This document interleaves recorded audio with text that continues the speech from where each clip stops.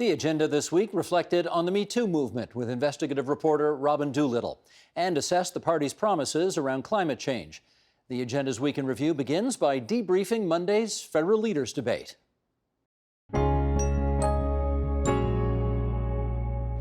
Mark, let me get you in here. Right. There were moments when Andrew Scheer, and we saw some of them in the little clip pack off the top, where Andrew Scheer was absolutely blistering against Justin Trudeau, calling him some really intense stuff. How did the Liberal leader hold up in your view? Well, I think he did very well last night. I'm just going to say at the outset, I think that was the worst format for a debate on planet Earth. Whoever decided that that was going to be the format, I think that they should be expelled, because this was a terrible format. It gave, and you're... We're going to get to that. You asked me the question, and I think based on that, I think Justin Trudeau, as the leader of the Liberal Party, did extraordinarily well, given that crazy format. How much did Andrew Scheer do, Amanda, to introduce himself to Canadians who still are unsure about him? I think what he's been doing, and we saw it with the first debate on City, and then again, is just speaking directly to camera. I thought actually off the top, him being very aggressive and getting that clip in early before people flipped off after 10 minutes of watching this, gong show to watch the hockey game was smart. I think, his ability to introduce people maybe isn't so much in a debate, although it's important because we get this kind of coverage in these flashpoints, but his day-to-day activity on the campaign, I think the digital stuff they're doing is really critical. And people are familiarizing themselves with who he is, and I think getting a bit more comfortable with him as opposed to where he wasn't as well known leading into the campaign. What did you think of the attacks on Trudeau? On his attacks on Trudeau? Yeah. I thought Trudeau benefited a ton from the format because he was sort of, at some point I was like, is the Prime Minister there? He's not talking at all. Like we're hearing from Elizabeth May and the Bloc and Maxime Bernier. I thought it was important for Scheer to go at him. I was surprised to see the Bloc ask the direct question to Scheer as opposed to Trudeau, frankly. But I think he did what he needed to do, which is motivate his base and his voters. And I think mix it up and bloody Trudeau a little bit. It was really important. And let's get you in here. We heard that Pauly, the artificial intelligence pollster, thought that Jagmeet Singh did the best. Interestingly enough, last night, your former leader, Tom Mulcair, on national television said he thought Justin Trudeau did the best. What'd you make of that? Well, I think that Tom Mulcair's comments were pretty roundly criticized, and there's a lot of disagreement with that. I think that not only do we have the results that Aaron presented here, but I think if you look across social media, you'll see lots and lots of support for for what Jagmeet Singh did last night. Listen, this was really his first introduction to Canadians. He's a relatively new leader. He's only been in the post for about 2 years. He hasn't run a federal campaign before, and I think that he presented himself very, very well. He was calm, he was assured, he had a good, strong policy focus. The goal for him going into that was to try and move away from all of the kind of noise around this campaign and in a very challenging format. I agree with the others about that. In a very challenging format, to try and stay focused on the issues and to make sure that that we were noticed and that people knew that this is not just a two-horse race. As he said, you don't have to choose between bad and worse. Actually, he had a better line than that. What was it? You don't have to delay and deny. Delay and deny, yeah, yeah. Usually the NDP leader says Tweedledummer or something like that, but it was a new one last night. Let's get some analysis on the Greens. Elizabeth May, Abhijit, has been part of these debates for 13 years now, and, the public knows her well, and her performances over the years have, kind of only garnered the Greens one seat over the course of her participation in these debates. Do we have any reason to suspect that last night changed any of that? Yeah, because last night was the climate change debate. I mean, this entire election has been the climate change election, and the one reason for that is that the Greens have been at it for decades, and making sure that all the other parties now have a climate change plan is because of the advocacy and all the hard work that the Greens have been doing for all these years. Catherine, to you first. Is climate change the defining issue of this election in your view?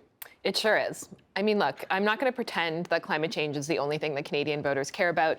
We know, of course, that healthcare and affordability are high on the list. But when it comes to the substantive policy issues that are being discussed in an election that is otherwise characterized by mudslinging and name-calling, I'm seeing climate top the list on that. Tyrone, what are you seeing? I'd say it's certainly a higher priority issue, but I wouldn't quite go as far as Catherine, though the spirit of the debate so far certainly encourages me. Michael. I think climate is competing with affordability right now, and that's why you're seeing Canadians say climate change is a huge priority, and at the same time, you're seeing some Canadians say, I don't want to pay for climate action. So what I'd like to see the parties really pivot to is to say, look, there are ways that we can tackle this problem in a way that's pro-growth, in a way that's affordable for families, and one of those is the carbon tax and rebate that perhaps we'll get into. Yeah. Fatima, in your judgment, has climate change been, hands down, the issue of the campaign? I don't think it's the issue of the campaign, but I think it's the first time that an election campaign has seen climate reach the ballot box. And I think that is fascinating and that is interesting and a reflection of the times we're in. Andrew. Sounds like we all agree. Probably top 5 issues. Always in that top 5, but never issue number 1. Do you find, do you regret that, given that obviously many people believe this is the issue of our times? No, I don't. I personally don't. I don't think it's my number 1 issue as a voter. I think it's a very important challenge that needs to be addressed, and I'm really glad to see that every party has a substantial plan to address it. The credibility of those plans vary from party to party, but I do think the issue of affordability is number 1, and until we can get to a place where those 2 issues can reconcile themselves in a balanced and pragmatic manner, then you're going to see affordability always top the climate.